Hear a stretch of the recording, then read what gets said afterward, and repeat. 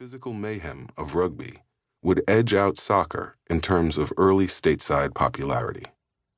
Written records indicate that the first rugby match occurred in May 1874, when Harvard University hosted Montreal's McGill University. As the game spread among colleges, common rules were slowly adopted. However, winning on the road was comparatively tougher for the American patriots of Harvard, Princeton, Yale University, and other Ivy League schools, because even though these games shared a handful of standards, many rules still varied per home field.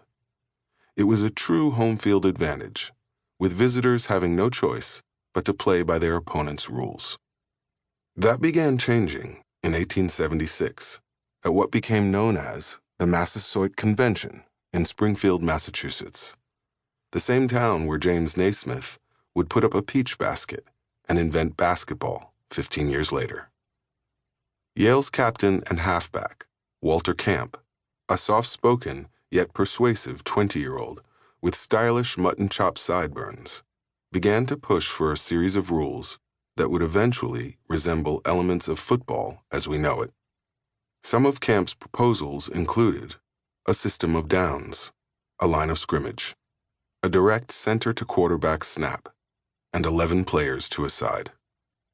He also sought to further limit debilitating human collisions by prohibiting more than one player from being in motion before the start of a play.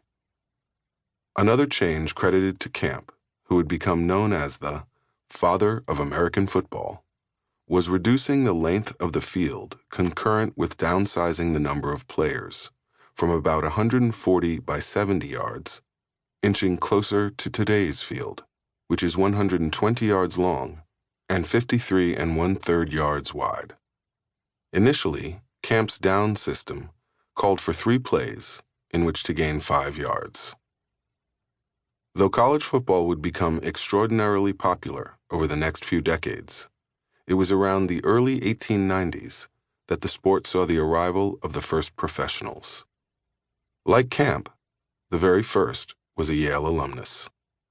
William Pudge Heffelfinger was a terrific guard who had made Walter Camp's first All-America team, an honor subsequently given annually to the best American college football players at their respective positions, in 1889. A year after graduating Yale, in 1891, Pudge was the first player known to be paid to play the game, receiving $500 to join the Allegheny Athletic Association for a face-off against the Pittsburgh Athletic Club. It paid off, as the beefy Heffelfinger made the game-winning play. Muscling through the opponent's line, he jarred the ball loose, picked up the fumble, and rumbled in for the only score, as Allegheny won 4-0. Yes, a touchdown was worth 4 points then.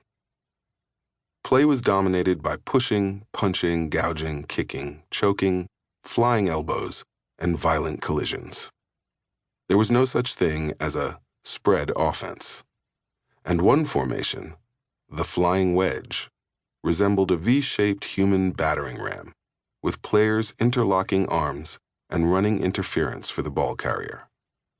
Reportedly, each lineman grabbed suitcase handles sewn into the pants of the man in front of him. The flying wedge would become a leading cause of not only crippling injuries, but also deaths. Broken arms, jaws, noses, and shoulders were commonplace. But following an alarming number of fractured skulls, broken necks, and extensive internal bleeding, some of them fatal, there arose a public outcry to outlaw the sport. This forced President Theodore Roosevelt into action in 1905. A longtime football fan, Roosevelt carried sufficient influence to force the powers of football to move beyond their brutal 19th century origins and reform the sport, knowing that the president could issue an executive order banning football altogether. The result was the founding of the Intercollegiate Athletic Association of the United States, which in 1910 would become known as the National Collegiate Athletic Association, or NCAA.